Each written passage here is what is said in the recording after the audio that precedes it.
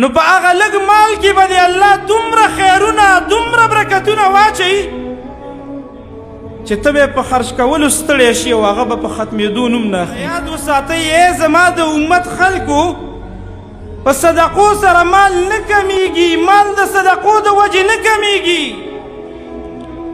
بلکې دا د تجربې نه حاصله خبره ده چې چا ډېرې صدقې ورکړي الله یې په مال کې ډېرې اضافه راوسته.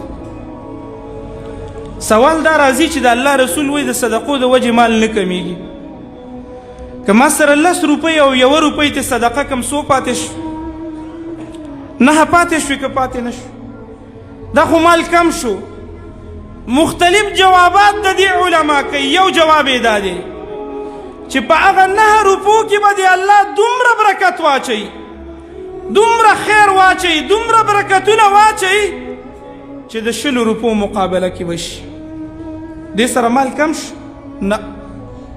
نو د دې وجې نه زما محترمو ډېر خلک شته، مالونه هم ورسره ډېر دي، پیسې ورسره ډېرې دي، د ګټلو ذرایع یې ډېر دي، خو چې تپوس دې وکړي په دې لاړې په هغې لاړې هېڅ پوی په نه شو.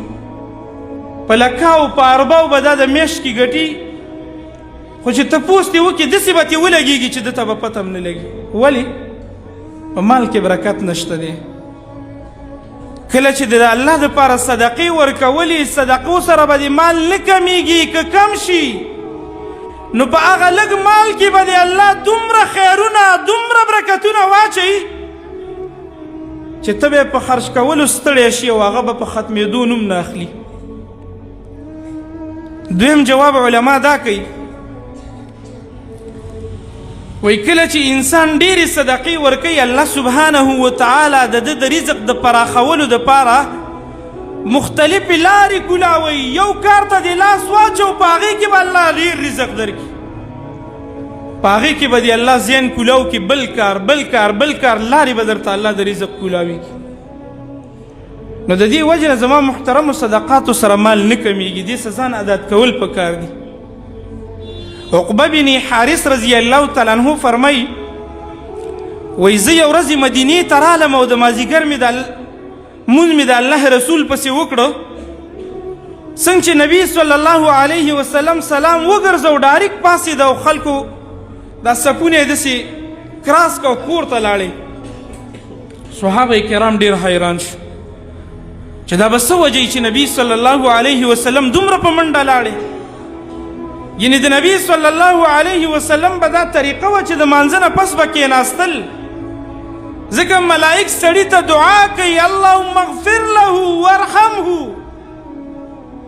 الله دې منځګزار ته بخښنه وکړه، رحم په وکړه. په دغه ورځ نبی صلی الله علیه وسلم په تادۍ کې لاړې. صحابه ډېر حیرانو. د الله رسول چې کله راووته، صحابه ورته وایي تاسو زما د تادۍ د وجې نه په حیرانتیا کې پاتې یې، حیران یې چې د الله رسول به څه کوو.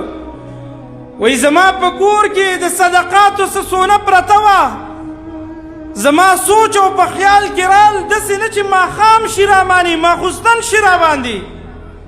خپلو بیبیانو ته مې وویلې دا په دې خلکو کې تقسیم کوي.